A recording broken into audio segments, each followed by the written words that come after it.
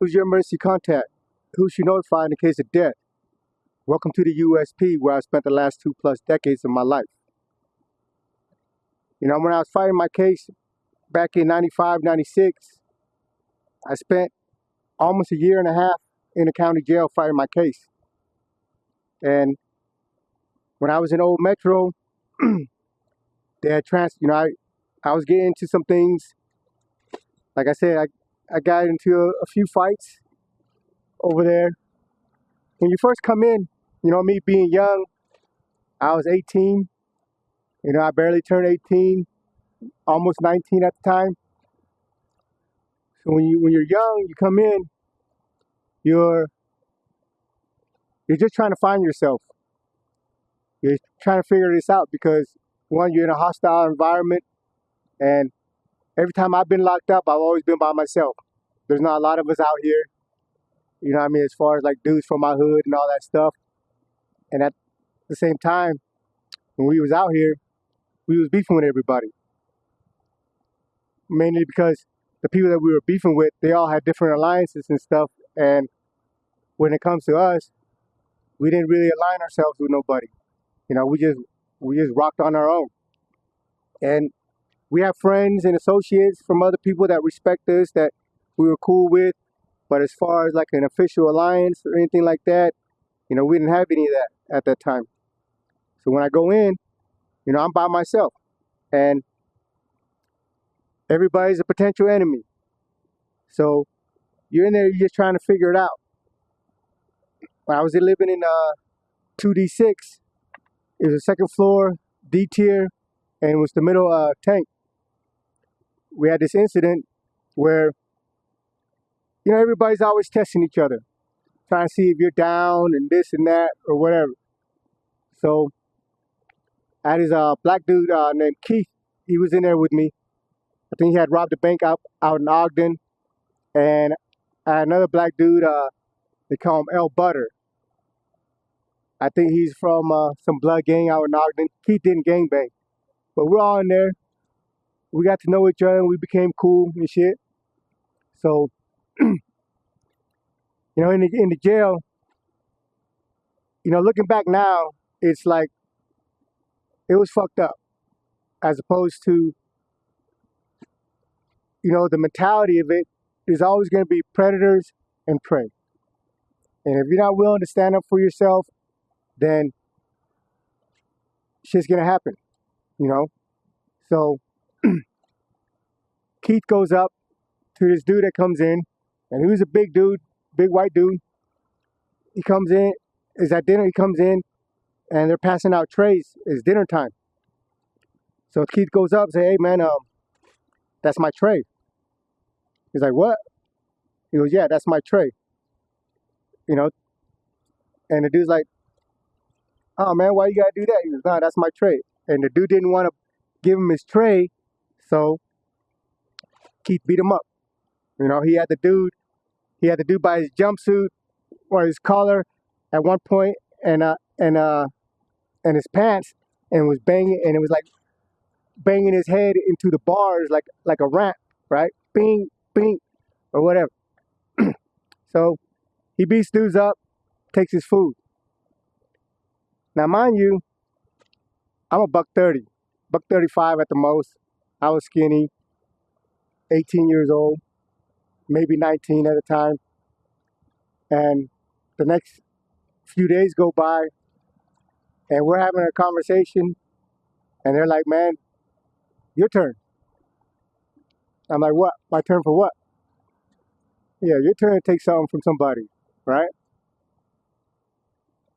And me, I'm not, I'm too small to be a bully. But at the same time, bullying for the sake of bullying isn't really my thing, you know. But they had a dude in the block with me, and there's another white dude, tall white dude, long hair. He looked like he was kind of like a biker or whatever. And he lived in there with us.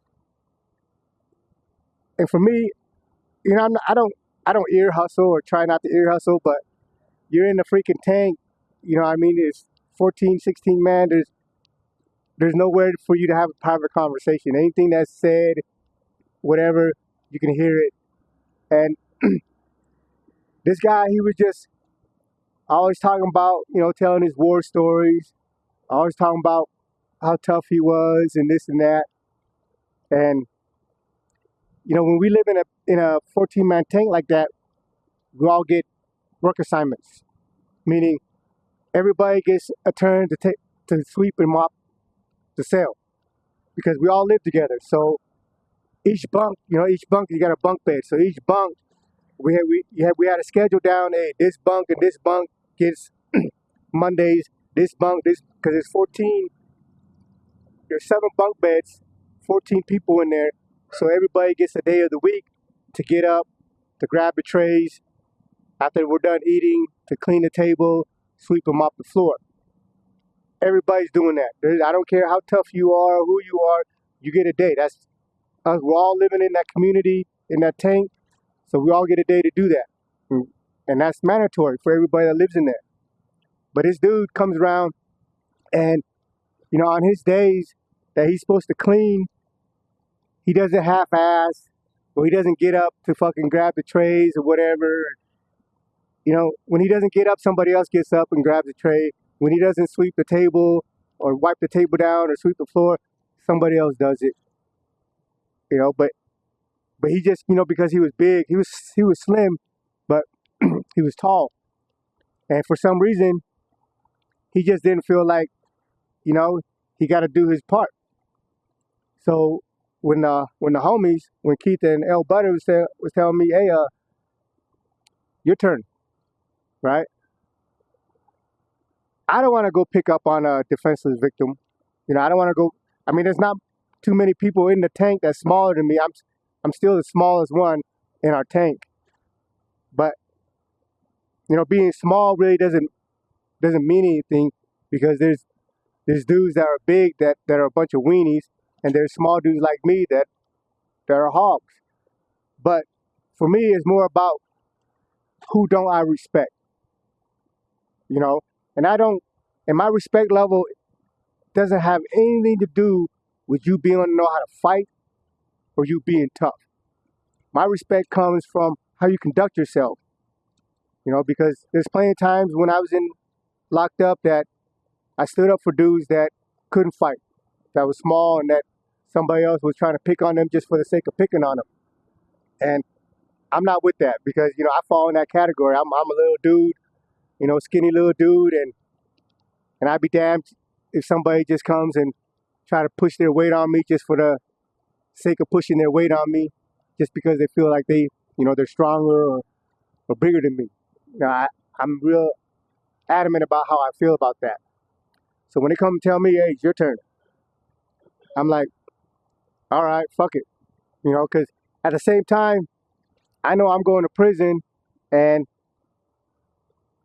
with anything, when you join up with a group, a gang, whatever, they're always trying to test you. They're always trying to make sure that you're down. Because saying that you're down, saying that you're with the program, don't mean anything. They need to see it. And that's just like anything that you get yourself involved in. People need to see that you're committed to the cause, and to show them you're committed to the cause, there's certain things that you got to do. So it's my turn, and that evening we were having pizza. The whole day I'm just trying to see, what my game plan is. Because I've really never done anything like this. I was out here gang banging, doing whatever. I know who my target enemies are and all that. But being in there is a whole different world. There's no guns, and I ain't got no homies, right? So I make my decision. I decided on this white dude, tall white dude, long hair. He looked like he was a biker. So at the time they come in, we're having pizza. It's just a slab of fucking thin crust, nasty ass pizza with a couple pieces of pepperoni on there, some potato salad, and I think some bag of chips. That's about all you're getting for dinner, lunch, and breakfast. You know, yeah. Old Metro, hands down, was probably the worst food I ever ate through my whole bit of incarceration. That stuff is so freaking nasty. Like when you get the bread, when you pick up the bread crumbles because they don't put no yeast in the bread because they think you're going to use the yeast to make wine. So the bread is dry and stale. Just everything about that place sucks, right? So so dinner comes, they push in the tray, all the trays get passed out, whatever. I don't eat my food. I just put my food to the side, and and the other dude, he's sitting on the floor with his tray, you know, and I go up to him, I'm like, hey, let me get that. He looks up at me. He's like, what? I said, yeah, let me get that. And when I said it the second time, he got up, and he's tall, right? And the tray that we have, they're thick. They're thick like this because they stack on top of each other. So they're thick, fiberglass, plastic trays. So he's holding his tray in his hand, and he's getting like, so I was like, hey man, let me get that pizza from you. So now he's like, man, what the fuck you talking about? And when he picks up his tray, I just go uppercut him. I uppercut the tray into him. I hit the tray into him and punch him a couple times. Bing, bing. You know, he's taller than me. But this dude dives down, picks me up by the waist. But when he dives down, I got his head in a headlock this way. And I should emphasize that I really don't know how to fight. You know, I learned how to fight through the course of my bid by running into some people and picking up on a few things that they can help me out with. But growing up, I wasn't in the martial arts or anything like that. And so I really don't know how to fight. I'm just like, what's it, all hearts and no skills, right? I tell I tell people all the time, all nuts and no skills get you killed. And but the lack of me not knowing how to fight never stopped me from fighting. I just figured it a way because when I fight, I'm fighting for my life. I always go into that concept that I'm fighting for my life. Because if you get knocked out, people are going to dance on your head. And I met a dude one time. He said, man, don't matter if you know how to fight or not. Just keep your limbs moving. Just keep swinging so people don't get a free punch on you. And just don't be afraid, right? Now, the don't be afraid part, I'd be lying if I said that I lived up to that. I'm not, I have those hesitation, I have those apprehension, I get the nervousness and all that shit.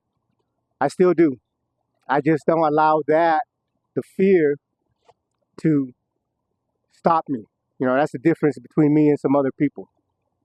So I hit him a couple times. I hit his tray, punched him in the face a couple times. I don't even know if I'm punching hard because, I'm just a little dude. And this dude dives down and picks me up.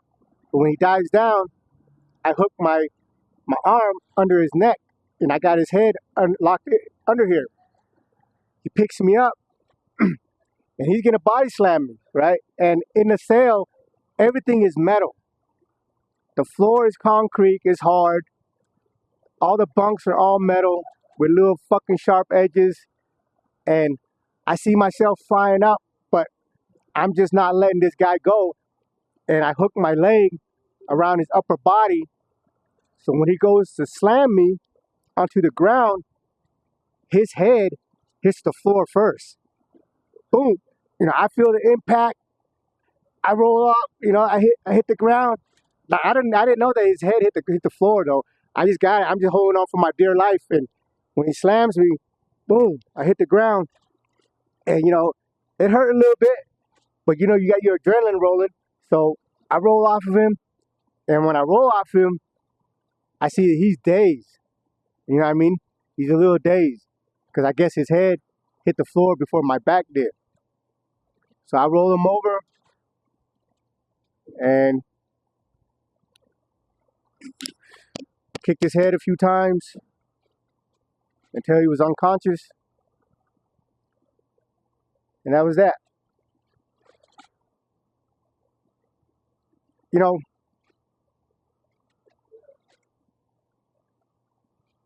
I put these videos out and I share with you guys, and I tell you guys that, I'm a person of integrity and all the rest of it, right? But, there was a lot of things that I've done in the penitentiary that didn't live up to that. There were some people that I preyed on, that I victimized, that I took their shit or extorted them,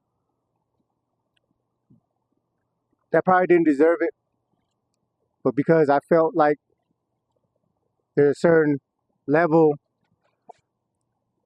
criteria that you expect people how to conduct themselves, and they don't meet that threshold, then you deem them as not being a man.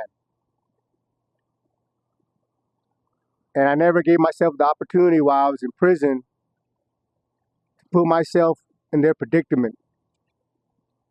They're in there, they did what they did out here, but when they come into the penitentiary, they see that, things are a little crazy. And some of them are terrified, and some of them are scared. And yeah, there's been times where I've done things that I don't feel great about, you know. But the excuse that I gave myself at that time was, I'm in a dog eat dog world. And if somebody don't, and somebody gotta get somebody. And I'd be damned if I'm gonna be the person that is a victim. So sometimes I'm guilty of, doing things to shelter myself from being preyed upon. And sometimes I pick my victims that may not have necessarily deserved it, you know. But these are the things that happen in your life that you learn from if you want to be better. And for me, I'm nowhere close to being the man that I want to be. I have a lot of faults. I've done a lot of shit that I'm not proud of. I don't want to say regret because, these things were learning experiences. These things were life experiences that help shape the mindset, the mentality, and the person that I'm striving to be today. So, but again, I'm going to share some stories with you that probably don't put me in such a great light, but I emphasize this channel is an honest channel, and I want to be that. I want people to know exactly who I am, what I'm about, what I've done, mistakes that I've made, but most importantly, what I'm trying to do now with my life. And as always, I appreciate all the love and support from the viewers. I apologize that can't reply to everybody's comment and stuff, but yeah, man, I believe that if you are able to look yourself in the mirror and be truthful about yourself and understand who you really are, that's the good stuff and the bad stuff, and are willing to work on the not so good stuff, I think we'll all be better for it. I know I will be, but like again, I'm a work in progress. Every day, I try to figure something out, try to do something to help better myself, better the way change the way I think, change the way I act, change the way I treat people, and hopefully one day I will become worthy of my brand, BMA, baddest man alive. Until then, welcome to the USP. I'll see you guys later.